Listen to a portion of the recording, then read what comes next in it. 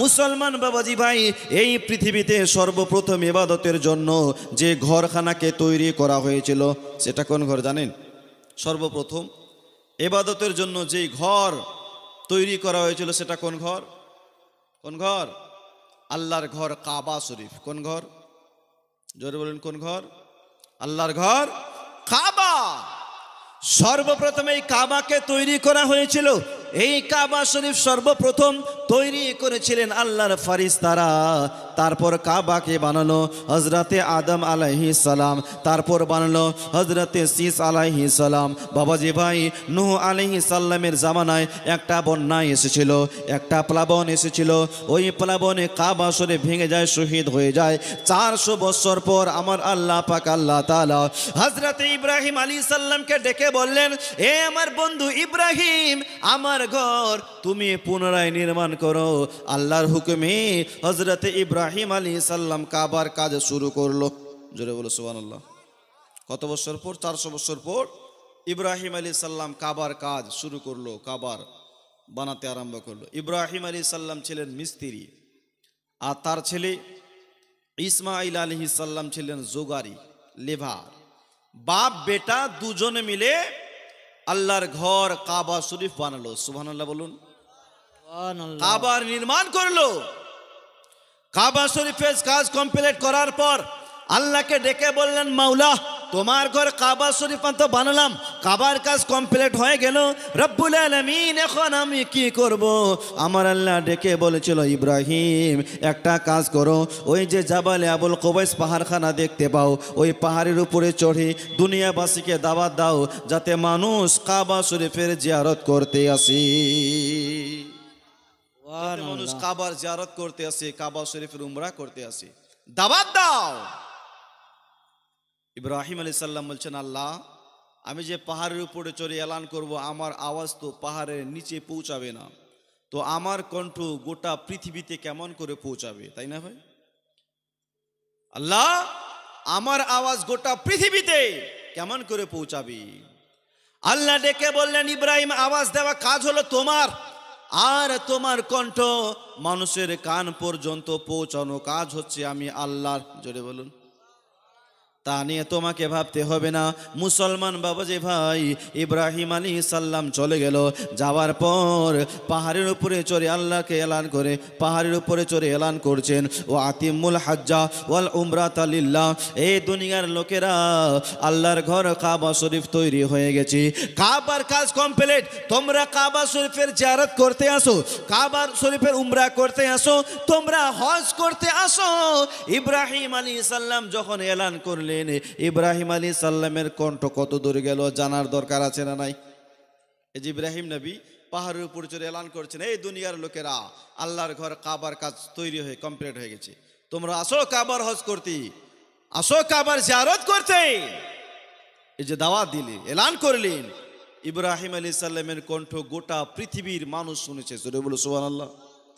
শুধু পৃথিবীর মানুষ নয়, যে সমস্ত বাচ্চা মায়ের গর্ভে ছিল ইব্রাহিম আলাইহিস সালামের কণ্ঠ তারাও শুনেছে। জোরে বলুন। জয়নগর থেকে শাহনাজ খাতুন 500 টাকা দিয়েছে। নারী তাকবীর, নারে রিসালাত, मसला के आला हजरत और उसका दामन कि वो मदीना वाला नबी सब हारालेও তোমায় আমি চাই। জোরে বলুন। वो मदीना वाला नबी सब हारालेও তোমায় আমি চাই। তোমার প্রেম যন্ত্রণা আর মানে না বন্ধনা, তোমার প্রেম মন্ত্রণালয় এবার যেতে চাই। ও মদিনাওয়ালা, ও মদিনাওয়ালা নবী সব হারালেও তোমায় আমি চাই। জোরে বলুন।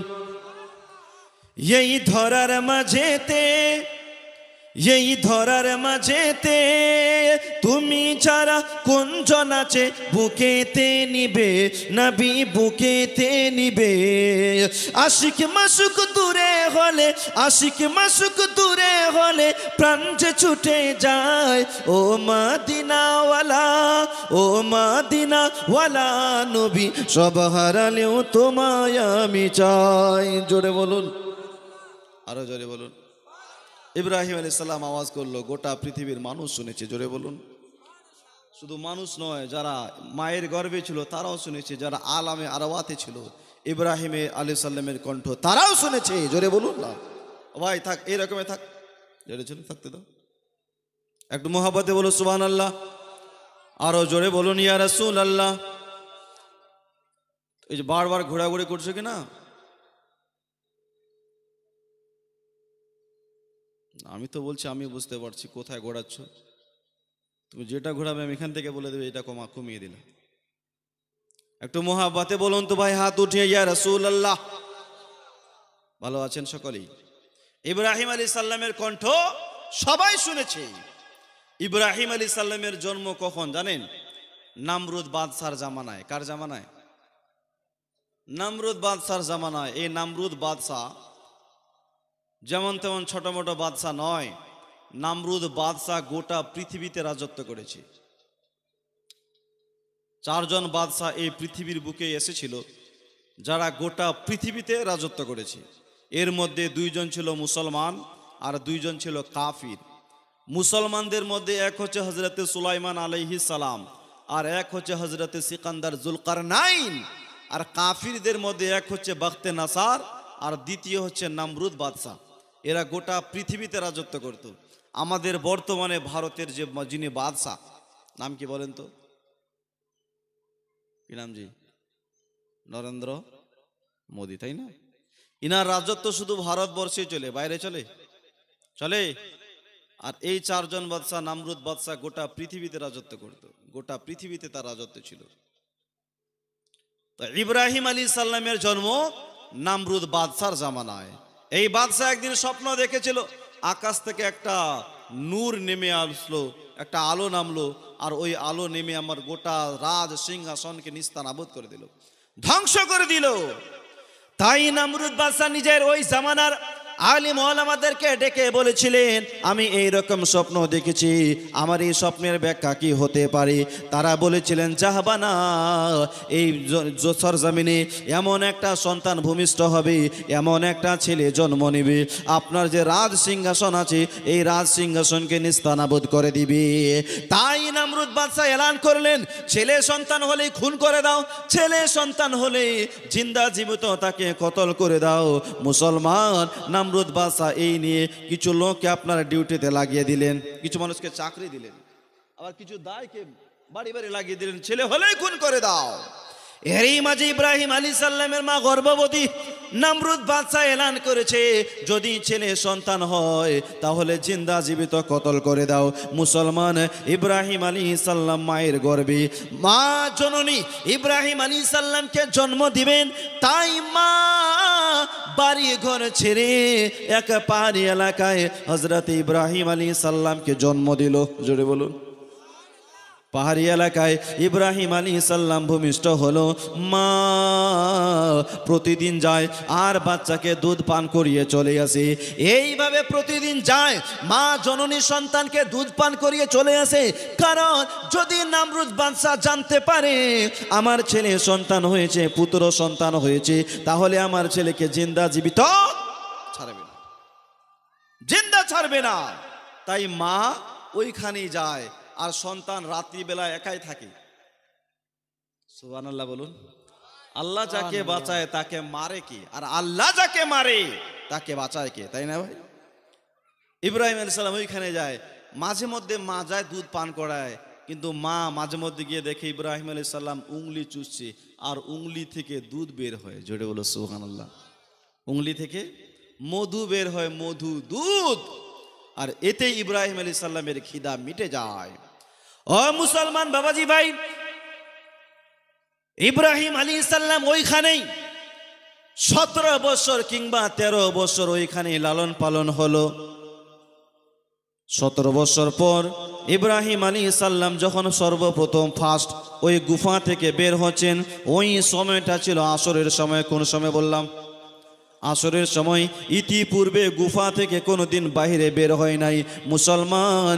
ইব্রাহিম আলাইহিস সালাম যখন বাহিরে বের হলো, বের হতে নাই আকাশের মধ্যে সূর্য দেখতে পেল। মাকে ডেকে বললেন, মা এই যে আকাশের মধ্যে এটা দেখা যায় এটার নাম কি? মা বললেন, বেটা এটা হচ্ছে সূর্য। তো ইব্রাহিম আলাইহিস সালাম কি দেখছেন, কওমের লোকেরা, ওই জামানার মানুষেরা আপনার সূর্যের পূজা করছে, ওম নমো নমো ভগবতী পূজা করছে, সূর্যের পূজা। মুসলমান বাবাজি, ইব্রাহিম আলাইহিস সালাম বলেন, হে কওমের লোকেরা, যে ডুবে আবার উঠে সে কি খোদা নাকি? খোদা তো তিনি যিনি চাঁদ সূর্য সপ্তম আকাশ সপ্তম জমিনকে সৃষ্টি করেছেন।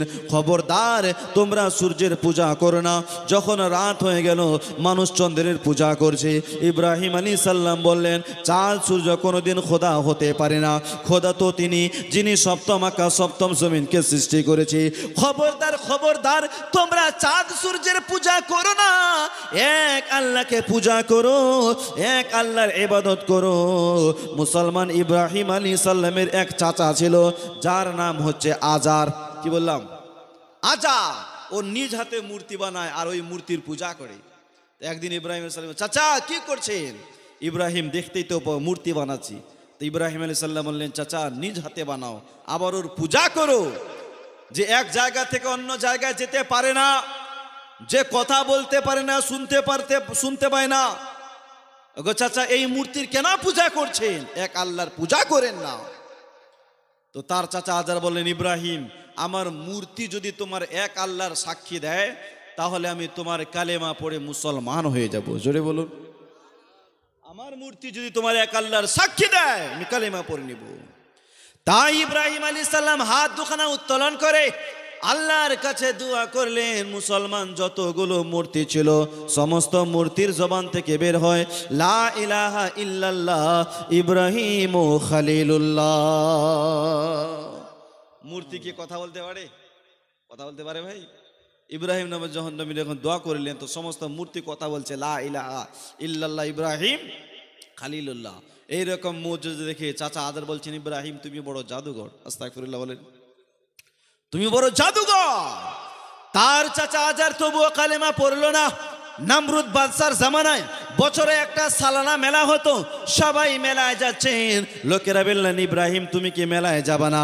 ইব্রাহিম আলাইহিস সালাম বললেন, ভাই আমি মেলায় যাব না, আমার শরীর ভালো নাই, স্বাস্থ্য ভালো নেই, তোমরা মেলায় যাও। লোকেরা বললেন, ইব্রাহিম তুমি যেহেতু মেলায় যাবা না তো মূর্তিখানায় পাহারা দাও, আমরা মেলায় যাচ্ছি। সবাই মেলায় চলে গেল। ইব্রাহিম আলাইহিস সালাম যখন মূর্তিখানে বুতখানায় গেল, দেখছে ওইখানে এক একটা বুত এক এক রকমের, এক একটা মূর্তি এক এক রকমের, কারো 7টা হাত, 10টা হাত, 12টা হাত, অনেকগুলো মূর্তি। মূর্তির সামনে থালাতে কলা, আপেল, সেব, আঙ্গুর, অনেকগুলো ফল রাখা আছে। তো ইব্রাহিম আলাইহিস সালাম বাচ্চা ছেলে মূর্তির দিকে তাকায়, তো বলছে এগুলো হা করে আছে, খায় না কেন? প্লেটে সব রাখা আছে, কলা আছে, আপেল আছে, আঙ্গুর আছে, মিষ্টি আছে, এগুলো খায় না কেন? ইব্রাহিম আলাইহিস সালাম একটা থালা নিয়ে একটা থালা হাতের মধ্যে উঠালেন। ইব্রাহিম আলাইহিস সালাম মনে মনে ভাবছেন হয়তো লাগাল পাচ্ছে না। তাই ইব্রাহিম আলাইহিস সালাম মূর্তির মুখের সামনে থালাটাকে বলে, আরে খা, না হয় কথা বল। মূর্তি খায় না, কথায় বলে না। ইব্রাহিম আলাইহিস সালাম বললেন, খা, না হয় কথা বল, না হলে এক্ষণে খবর আছে। খা, না হয় কথা বল, দুটার মধ্যে একটা ক। মূর্তি খায় না, কথাও বলে না। ইব্রাহিম আলাইহিস সালাম বলেন, এত বড় সাহস, কথা বলবে না? দাঁড়াও, এক্ষণে তোমাদের মজা দেখাচ্ছি। ইব্রাহিম আলাইহিস সালাম বাড়িতে গেল, যাওয়ার পর একখানা কোরআন নিয়ে আসলো। কোরআন যতগুলো মূর্তি ছিল সমস্ত মূর্তিগুলোকে একদিক থেকে ভাঙতে আরম্ভ করলো। মুসলমান, সমস্ত মূর্তি ভাঙতে ভাঙতে শেষ। ওদের মধ্যে একটা বিশাল বড় মূর্তি ছিল, ওই মূর্তিটাকে ভাঙলেন না। বাকি যত মূর্তি ছিল সব ভেঙে শেষ। বড় মূর্তির কাঁধে কুড়ালখানা রেখে চুপচাপ বাড়ি চলে এসেছি। সুবহানাল্লাহ বলুন। বড় মূর্তির কাঁধে কুড়াল রেখে বাড়ি। লোকেরা যখন মেলা থেকে বাড়ি আসলো, বুথখানায় গেল, দেখছে একটা মূর্তিও ঠিক নেই, সব মূর্তি ভেঙে শেষ, সব ভেঙে শেষ। এই কাজটা কে করলো? কে আমাদের মূর্তিগুলো ভাঙলো? আবার কিছু কিছু লোক বলছেন এটা ইব্রাহিমেরই কাজ। কারণ সেই আমাদের মূর্তির বিপক্ষে কথা বলে। এটা ইব্রাহিম করেছে। তাই লোকেরা নমরুদ বাদশার আদালতে বিচার দিলেন, হুজুর ইব্রাহিম আমাদের মূর্তিগুলো ভেঙে দিয়েছে, এর বিচার করেন। নমরুদ বাদশা বললেন, এত বড় সাহস, মূর্তি ভাঙা, যাও ইব্রাহিমকে ধরে আনো, ওর বিচার হবে। মুসলমান লোকেরা হজরতে ইব্রাহিম আলাইহিস সালামকে নমরুদ বাদশার আদালতে পেশ করলো। মুসলমান নমরুদ বাদশার আদালতে যারাই আসতো সর্বপ্রথম নমরুদকে সেজদা করত। সবাই সেজদা করলেন, ইব্রাহিম আলাইহিস সালাম সেজদা করলেন না, সবাই সেজদা করলেন। তো নমরুদ বলছেন, ইব্রাহিম তুমি সেজদা করলে না কেন? দেখলা না তোমার চোখের সামনে সবাই আমাকে সেজদা করলো, তুমি করলে না কেন? ইব্রাহিম আলাইহিস সালাম বললেন, নমরুদ আমি এক আল্লাহর সামনে মাথা নত করি, দুনিয়ার কোনো মানুষের সামনে মাথা নত করি না। আমি তো এক আল্লাহকে মানি, এক আল্লাহর সামনে মাথা নত করি। নমরুদ বাদশা বললেন, ইব্রাহিম তোমার আল্লাহকে, তোমার আল্লাহকে? বলছে, আমার আল্লাহ জীবন দেয়, মরণ দেয়। সুবহানাল্লাহ বলুন। আমার আল্লাহ জীবন দেয়, মরণ দেয়, আমি সে আল্লাহকে মানি, সে আল্লাহর সামনে মাথা নত করি। তো নমরুদ বাদশা বলছেন, ইব্রাহিম এটা তো আমিও করতে পারি, আমিও তো জীবন দিতে পারি, মরণ দিতে পারি, তাই নাকি? বলে হ্যাঁ। সঙ্গে সঙ্গে জেলখানা থেকে দুইজন আসামিকে বের করলো, একজনকে ফাঁসি দিলেন আর একজনকে ছেড়ে দিলেন। ইব্রাহিম দেখলা আমিও একজনকে জীবন দিলাম, একজনকে মরণ দিলাম, তাহলে আমি নিজেকে বড় খোদার দাবি করব না কেন? ও মুসলমান, তখন ইব্রাহিম আলাইহিস সালাম বললেন, নমরুদ আমার আল্লাহ প্রতিদিন পূর্ব দিকে সূর্য উঠায় আর পশ্চিমে নিয়ে যায়। তুমি যদি আল্লাহ একবারের জন্য সূর্যটাকে পশ্চিম দিক থেকে উঠাও, মুসলমান এটা নমরুদ কেন কাউরে পক্ষে সম্ভব নয়। সম্ভব ভাই? ইব্রাহিম সালাম বলছে, আমার আল্লাহ প্রতিদিন পূর্ব দিক থেকে উঠায় আর পশ্চিমে নিয়ে যায়, তুমি যেহেতু খোদার দাবি করো একবারের জন্য সূর্যটাকে পশ্চিম দিক থেকে উঠাও। দেখি খোদা তো সব করতে পারে, পারে কি পারে না? খোদা সব করতে পারে, একবারের জন্য উঠাও। এটা নমরুদ কেন কাউরে পক্ষে সম্ভব নয়। তবে আমাদের নবী মুস্তাফা পুনরায় পশ্চিম দিক থেকে সূর্য উঠিয়েছে। জোরে বলো সুবহানাল্লাহ। কখন? যখন হজরতে মৌলায় আলীর আসরের নামাজ কাজা হয়ে যায়। আসরের নামাজ যখন কাজা হয়ে যায়, হুজুর নামাজ পড়তে পারি নাই, ইয়া রাসূলুল্লাহ আমি আপনার সেবায় রত ছিলাম, সূর্য ডুবে গেছি। নবী বলছেন, আলী নামাজ পড়বা? হুজুর সূর্য ডুবে গেছে। এ আলী নামাজ পড়বা? হুজুর সূর্য ডুবে গেছে। এ আলী পড়বা? হুজুর যদি নামাজ পাই তাহলে কেন পড়বো না? সুবহানাল্লাহ বলুন। নামাজ যদি পাই কেন পড়বো না? আমার নবী শাহাদাত উংলি দ্বারা ইশারা করলো, ডুবে যাওয়া সূর্য নবীর ইশারাতে পুনরায় ফিরে আসলো। জোরে বলুন। कि वो नमाज़े अली हो गई जब कजा तो हुक्म आका के सूरज ये कहने लगा। जोड़े बोलो। वो नमाज़े अली हो गई जब कजा तो हुक्म आका के सूरज ये कहने लगा, ए अली तुम नमाज़त भी कर लो अदा, ए अली तुम नमाज़त भी कर लो अदा, लो मैं फिर आ गया आमने सामने, लो मैं फिर आ गया आमने सामने, लो मैं फिर आ गया आमने सामने। তো আমাদের নবী পুনরায় পশ্চিম দিক থেকে সূর্য উঠিয়েছেন, বাকি আর কেউ উঠায় নাই। নমরুদকে বলছেন, নমরুদ তুমি তো খোদার দাবি করো, তাহলে উঠাও। খোদা তো সব করতে পারে, পূর্ব দিক থেকে উঠাতে পারে, দক্ষিণ দিক থেকে উঠাতে পারে, আল্লাহ সব করতে পারে। একবারের জন্য সূর্যটাকে পশ্চিম দিক থেকে উঠাও আর পূর্বে নিয়ে যাও, দেখি কতটা ক্ষমতা আছে। ও মুসলমান বাবাজি ভাই, তখন নমরুদ বাদশা বললেন, ইব্রাহিম আমার মুখের সামনে টপর টপর, আমি এত বড় একজন বাদশা, আমার মুখের সামনে টপর টপর করো। এ কে কোথায় আছো? একে জেলখানায় বন্ধ করো। ইব্রাহিমকে জেলখানায় বন্ধ করে এই মূর্তি ভেঙেছে, এটা এরই কাজ।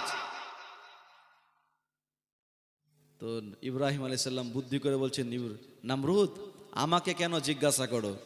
বড় মূর্তির কাঁধে কুড়ালখানা রাখা আছে, আমার তো মনে হয় রেগে গিয়ে ওই ছোটগুলোকে ভেঙেছে। সুবহানাল্লাহ বলুন। রেগে গিয়ে ওই ছোটগুলোকে ভেঙেছে, ওকে জিজ্ঞাসা করতে পারো না? বলছেন ইব্রাহিম মূর্তি কি কথা বলতে পারে? ইব্রাহিম আলাইহিস সালাম বললেন, যে কথা বলতে পারে না তার পূজা করছো কেন? সুবহানাল্লাহ বলুন। যার ক্ষমতা নাই, যে কথা বলতে পারে না, তার পূজা করছো কেন? ও মুসলমান বাবাজি ভাই, তখন নমরুদ বাদশা বললেন, আমার মুখের সামনে এত বড় কথা, একে জেলখানায় বন্ধ করো। ইব্রাহিম আলাইহিস সালামকে জেলখানায় বন্ধ করে দিল মুসলমান। তারপর নমরুদ বাদশা নিজের ওজির খদ্দামদেরকে নিয়ে পরামর্শ করে ইব্রাহিমের সঙ্গে কি করা যায়। লোকেরা বললেন, হুজুর সে আমাদের মূর্তিগুলো ভেঙেছে, তার তো একটাই শাস্তি হওয়া দরকার, ওকে আমরা জিন্দা আগুনের মধ্যে জ্বালিয়ে পুড়িয়ে সারখার করব, ওকে জিন্দা আগুনে জ্বালাবো। নমরুদ বাদশা বলেন, এটাই ফাইনাল ডিসিশন, ওকে আমরা জিন্দা আগুনে পুড়াবো। নমরুদ বাদশা এলান করলেন, তোমরা এক জায়গায় খড়ি জমা করো। চার দেওয়ালে একটা বিশাল বড় জায়গা বানালো, যাতে ইব্রাহিম দৌড়াতে পালাতে না পারে।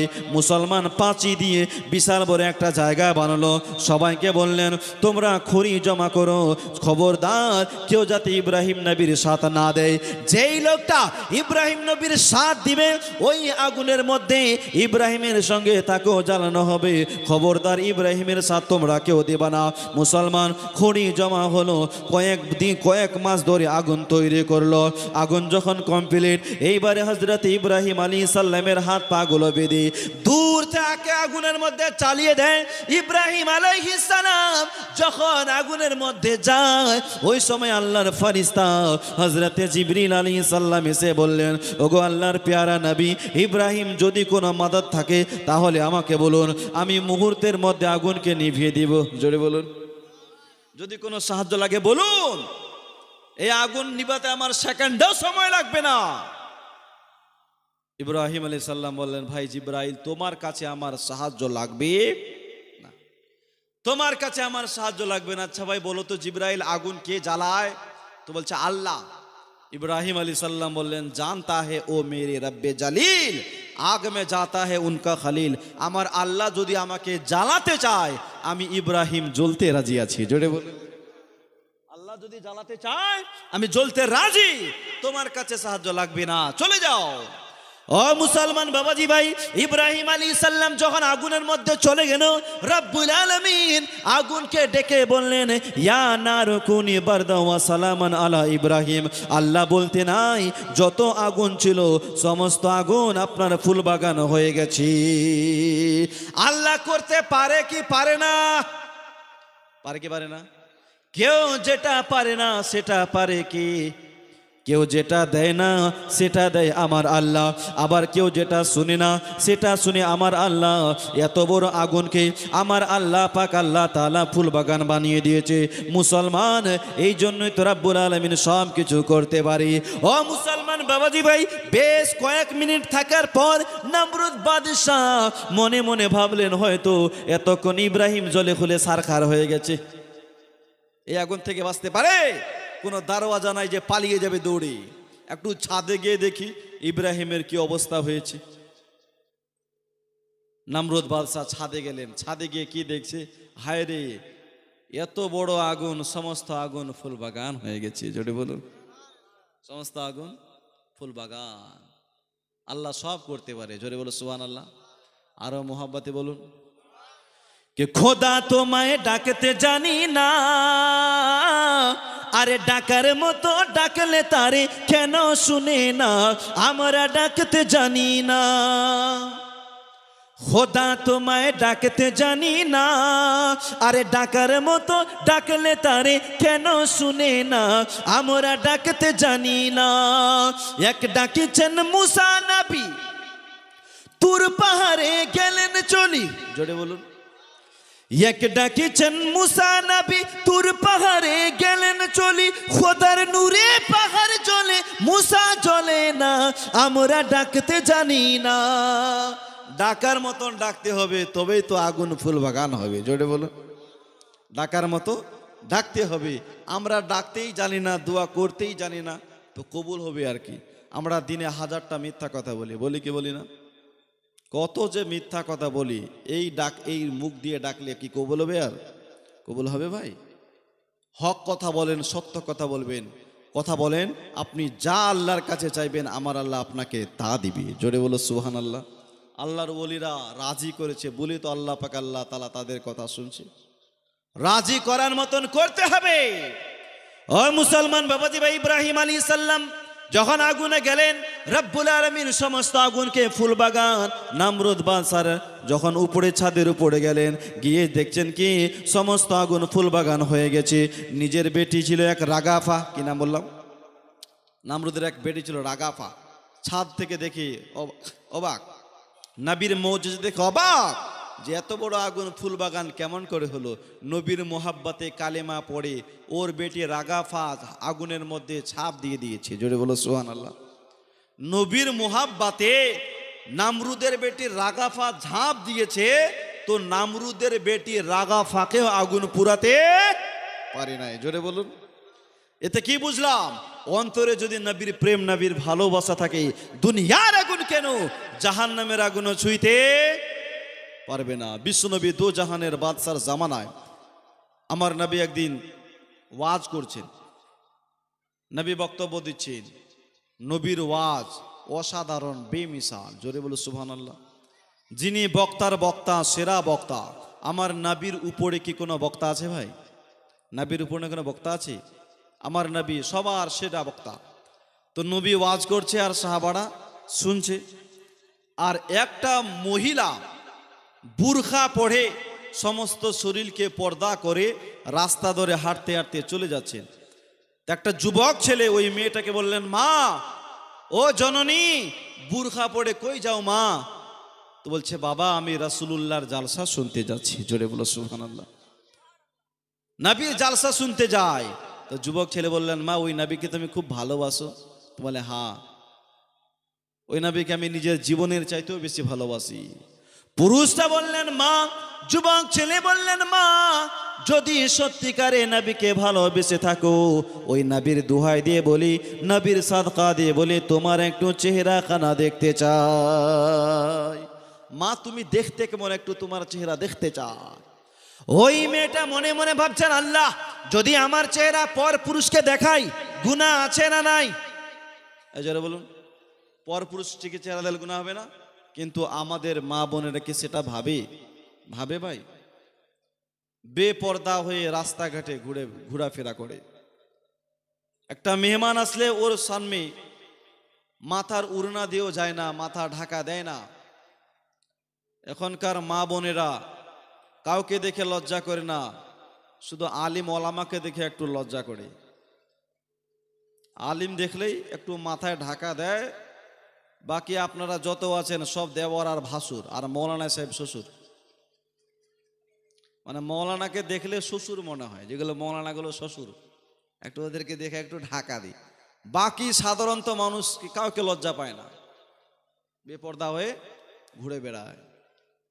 মুসলমান বাবাজি ভাই, এমন যুগ জামানা পড়ে গেছে, এমন যুগ জামানা চলে এসেছে, রাস্তায় চললে পুরুষ মহিলা চিনা যায় না। কথা বলেন। এখন কিছু পুরুষ আছে, এরা মহিলাদের কাপড় পরে, পরে কি পরে না? আর কিছু বোন আছে, এরা পুরুষের কাপড় পরে, প্যান্ট শার্ট। প্যান্ট শার্ট পরে না? প্যান্ট শার্ট, জিন্স প্যান্ট, রাস্তাঘাটে ঘোরাফেরা করে।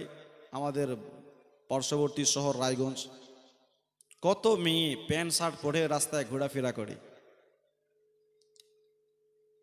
পেছন থেকে দেখে ভাবছি পুরুষ, সামনে গিয়ে যখন মুখটা দেখছি ওটা পুরুষ না, ওটা মহিলা। এরকম হয় কি হয় না? কবি ছন্দের মাধ্যমে বলছেন, কে আগের মতো শান্তি তো বাড়ি এখন পাওয়া যায় না, মানুষ পাল্টে গেছে পাল্টায়নি জামানা, জামানা ঠিক আছে মানুষ পাল্টে গেছে, মানুষ পাল্টে গেছে জামানা ঠিক আছে।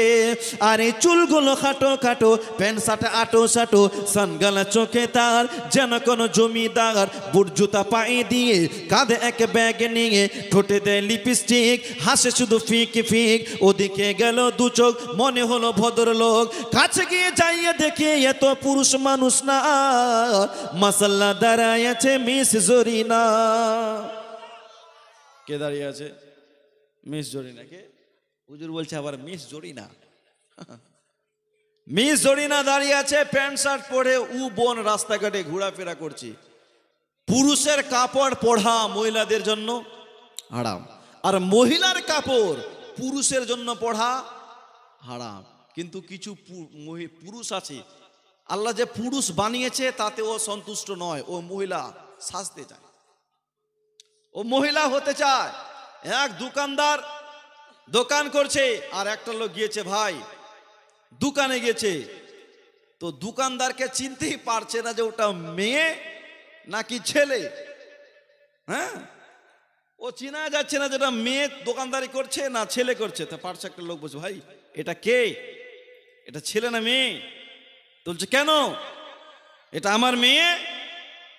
মানে প্যান্ট শার্ট পরে দোকানদারি করছে, চুলগুলো ছোট ছোট, তো বলছে এটা আমার মেয়ে। তো লোকটা বলছেন, ভাই আমি তো চিনতেই পারি নাই যে এটা আপনার ছেলে, আপনি উনার বাপ। তো তাহলে নালায়েক, আমি বাপ নয়, আমি উনার মা। মানে মা যেমন মডেল, বেটিটা তেমনই মডেল। বেটিকেও চিনা যায় না, তো মাকেও চিনা যায় না। বলছে নালায়েক, আমি ওর বাপ নয়, আমি ওর মা। তো বলছে ম্যাডাম মাফ করিয়েন, আমি তো আপনাকে দেখে মনে ছিলাম আপনি উনার বাপ। এইরকম হয়ে গেছে যুগ জামানা, পুরুষ মহিলার কাপড় পরি, মহিলা